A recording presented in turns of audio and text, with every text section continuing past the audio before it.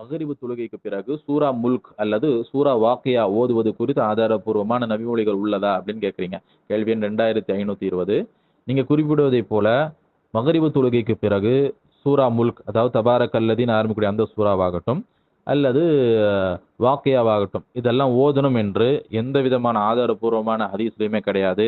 நபி ஸல்லல்லாஹு அலைஹி வஸல்லம் அவர்கள் அந்த மாதிரி ஓதுவாங்க என்றோ அல்லது மக்களுக்கு ஓதுமாறு சொன்னாங்க என்றோ ஒரு ஆதாரப்பூர்வமான ஹதீஸும் கிடையாது. இதற்கு எந்த விதமான ஒரு அடிப்படையும் கிடையாது.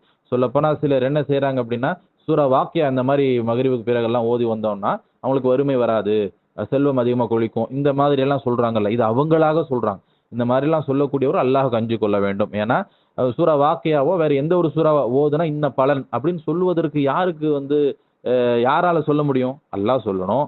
அல்லது அல்லாஹ்வினுடைய தூதர் ஸல்லல்லாஹு அலைஹி வஸல்லம் சொல்லணும்.